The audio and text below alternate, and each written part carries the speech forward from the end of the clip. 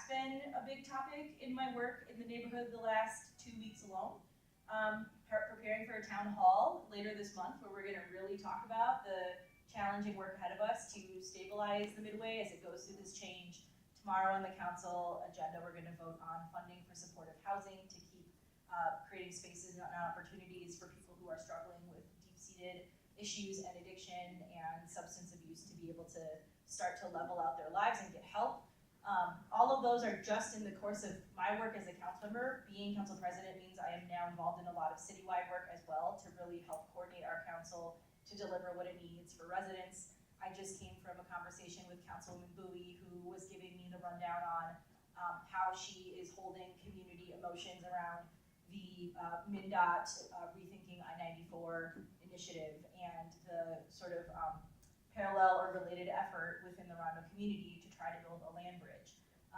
Really being a daughter of Rondo and having those experiences in her family of displacement and of land, property, businesses, assets being literally destroyed and taken away to build a freeway so that people can travel through the city.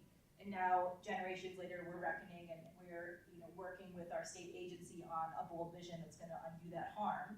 And we are the ones who our community chose in this moment to help lead that conversation. That feels really heavy. That is a hard thing to do. But we ran because we know that someone has to do it. Someone with lived experiences and a desire to make sure our community's voice is in that conversation and that their interests are at the heart of what we're doing for the future needs to be in that conversation. So when I think about the communities that you're representing, that you're holding, and all that you're working on, I just really need you to know that your work, it has an amplifier effect. It has the ability to really expand and shift the government and social conversation from a place about private market investment for private market interest benefit only, and sometimes incidentally some community benefit, to actually we have the chance to make different public policy decisions that fund community ownership, fund local ownership, help the businesses that I support and go to in the Midway, help the Rondo community, and really to end here on the west side is so fitting because I'm sure that you've heard or have had a chance to talk today about residents from the west side that were displaced by an industrial park that was built. And today, in the course of my meetings, I am working on the budget with my peers because it's that time of year we work on and finalize the budget. And there's a proposal in the budget from the mayor to help deliver down payment assistance specifically targeted to Latino families who lost their homes in that displacement, right? So we can make different choices. We can make different investments.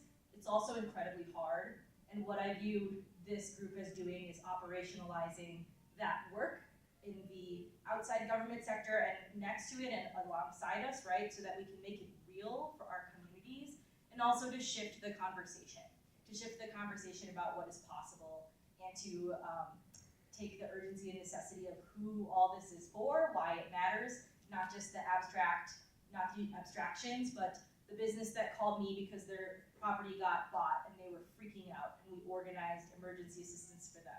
The families who I talked to on the west side and looked in their eyes and listened to them while they shared what it was like to have their home marked for condemnation. The community members who are still in Rondo today and said, we gotta do something about this, and they elected a mayor and a councilwoman to work with the rest of us to do something about it because it's been going on too long. So I wanna just give you that as you leave. I wanna say thank you for bringing your work here, for doing your work here, and I'm really proud to get to be a partner in that work and the role I get to do now leading our council forward. So from the bottom of my heart, I just wanna say thank you so much, and really proud to get to spend even a shred of my day with you. We all know this work is hard, our days get long, but stay in the fight, keep that fuel close, we're gonna need it. So thank you, and have a good rest of your day. Take care.